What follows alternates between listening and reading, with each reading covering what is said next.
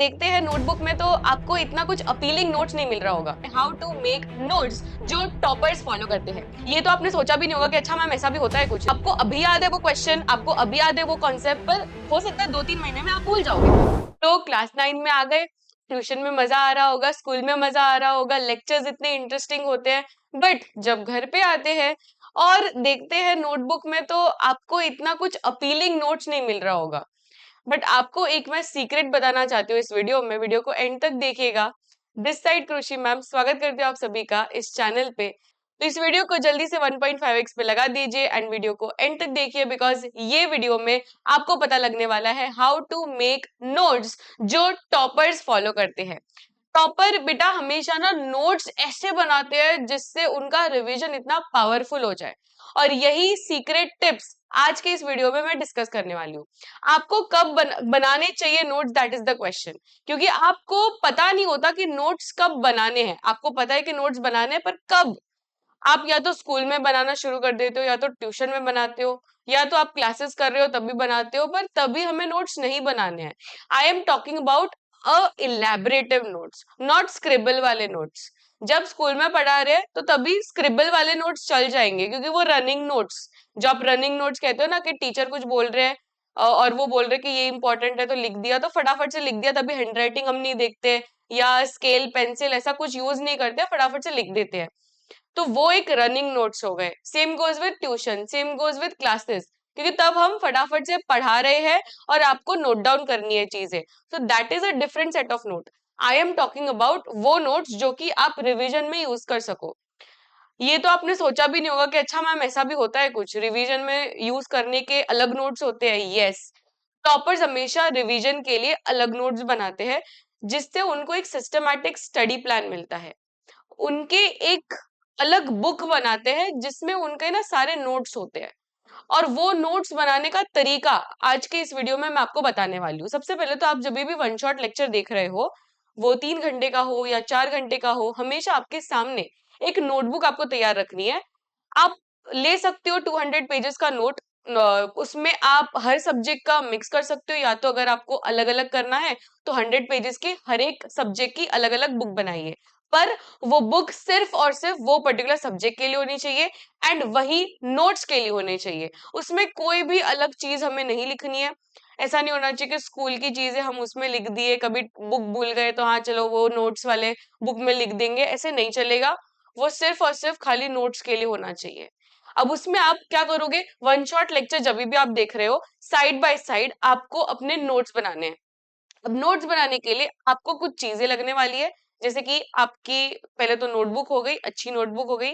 There should be some colourful pens, अच्छी pen होनी चाहिए। आप ब्लू पेन से लिखो, ब्लैक पेन से लिखो, पर कुछ साइड में अच्छी कलरफुल पेन्स होनी चाहिए, जैसे कि रेड पेन हो गया, ग्रीन पेन हो गया, ऐसे कुछ अच्छी कलर की पेन्स। फिर हाइलाइटर होना चाहिए, आपके पास स्टिकी नोट्स होने चाहिए। अब ये चीजें बेसिक चीजें हो गई।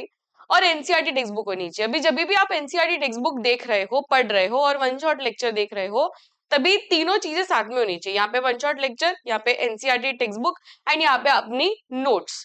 अब क्या करना है, जब भी कोई टीचर बोल रहा है कि ये इंपॉर्टेंट है, फॉर एग्जाम्पल यहाँ पे मैंने एक मेरा ही सेशन लगाया है, टीचर बोल रहा है ये सब चीजें पढ़ा रहा है। अब यहाँ पे मैंने अपना लेक्चर ही शुरू कर दिया, यहाँ पे मैं पढ़ा रही हूँ, तो आप क्या करोगे, ये सब चीजें देखने में कितनी डिफिकल्ट लग रही है। अरे ये पूरा बोर्ड आपने भर दिया मैम, अभी कैसे होगा?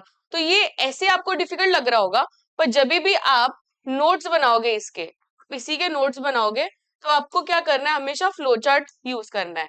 जैसे कि अगर आपको सेल के बारे में लिखना है तो आप सेल बनाइए, इसका ऐसा फ्लो चार्ट बनाइए।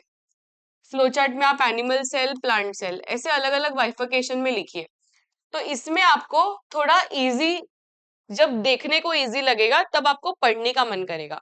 अगर आप यही सेम चीज पैराग्राफ के फॉर्म में लिखोगे तो आप देख के ही एकदम कंटाल जाओगे कि ये इतना बड़ा पैराग्राफ कौन रीड करेगा।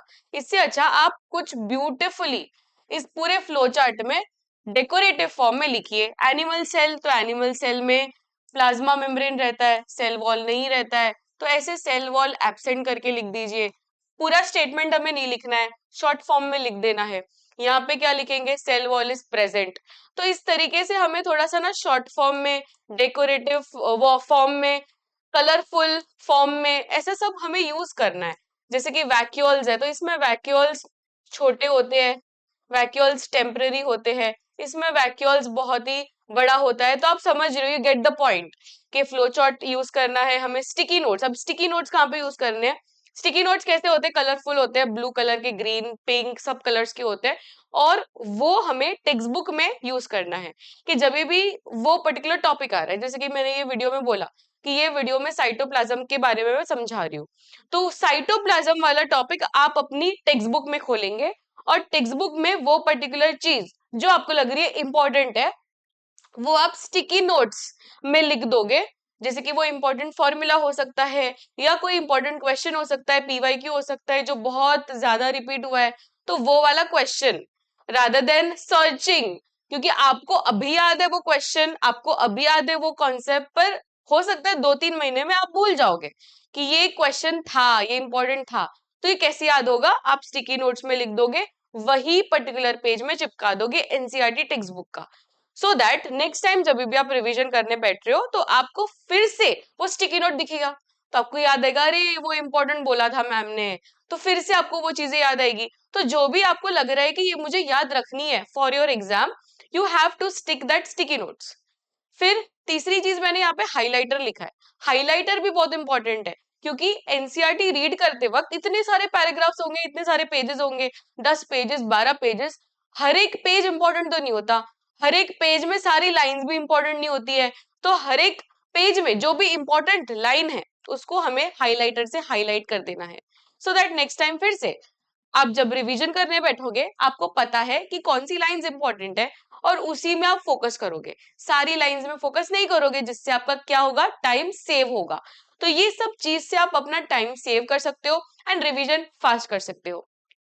फिर mark with pencil in NCERT, जब भी आपको मार्किंग करनी है तो पेन से नहीं करना, पेंसिल से करना।